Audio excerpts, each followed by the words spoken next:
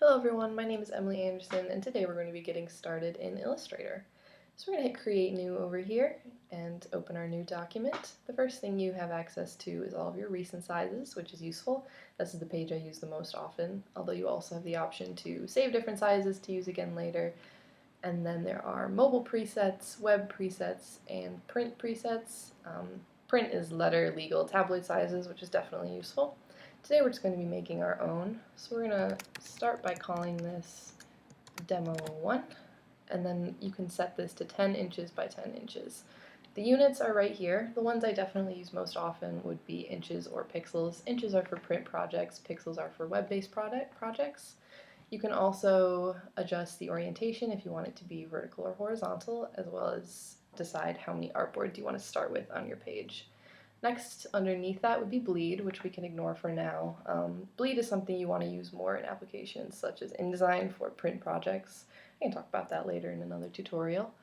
Underneath that is color mode. So RGB is for print projects. Sorry, RGB is for web projects and CMYK is for print projects.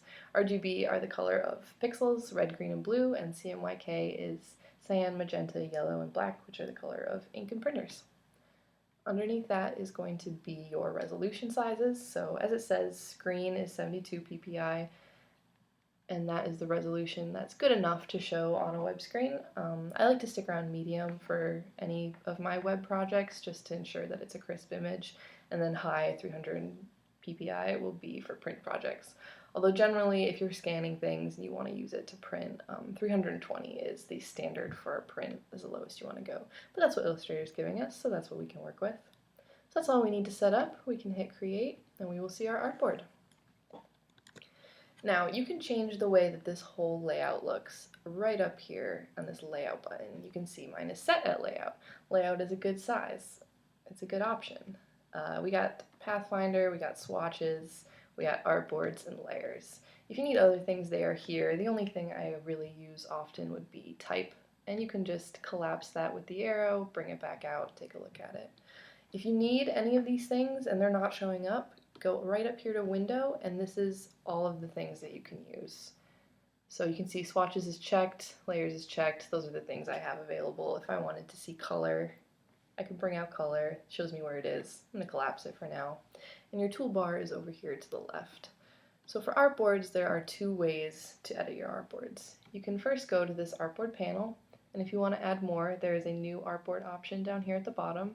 Clicking that will get you the same size artboard as the one you had before, and it'll put it right next to the previous one. There's also a little trash can delete button here at the bottom. Get rid of that if it's highlighted. And then the second option is to use the artboard tool, which is down here. So if we zoom out, we can use that. We can drag it and hold it and make any size artboard we want. We can also just hit delete and if it is selected. So real quick, zoom out. Command minus will zoom you out, Command plus will zoom you in. And you can see this is the entire space that we have available in this Illustrator document. So you can fill this entire space up with artboards if you want. You can make them giant. The only downside to that is if you are putting a lot of information in there, if you're using TIFFs or a lot of high resolution information from Photoshop, then your document's going to slow down real fast and it'll make working a little harder. That's all we really need to know about artboards for now. Let's take a look at the layers panel. We have that same little option to create new. So hit that twice, we'll get 3 different layers. And you can see they're different colors. So if you double click on a layer, you can adjust the color actually, as well as name it. So we're just gonna call this one blue. And then if you double click right on the text, you can just edit it without opening that new window. So we're gonna call that one red. We're gonna call this one green, and we are going to put things in all of these layers, and I will show you how they interact with each other, as well as the different options for locking and viewing them. So we have the blue layer selected. We're going to go ahead to our shape tool down here under our type tool.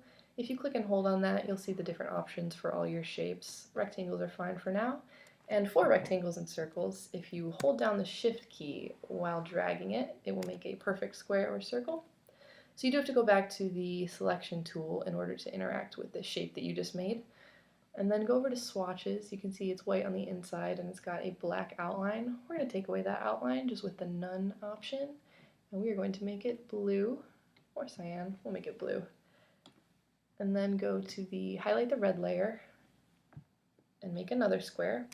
When a layer is highlighted, that's when the action you're performing will happen inside that layer.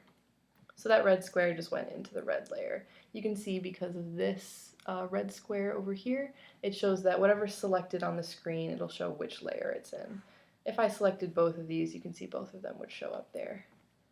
So now we're going to highlight the green layer and get a little green square here in the middle. Make that green. Alright, so if you want to select one of these things, or if you want to select one of these layers, you can hit this little circle and that will select everything in the layer. For example, the green square is now selected.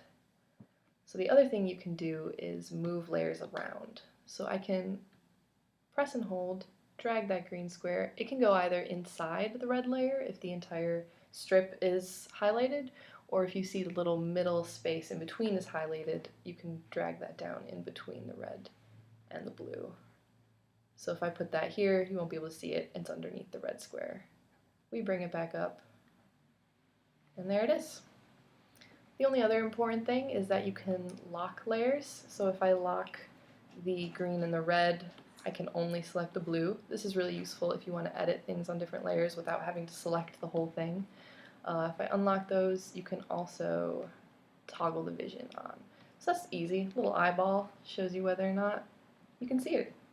So if you want to see how this looks maybe without the green square, and then you want to move some stuff around without moving that green invisible square, have that locked, keep that where it is.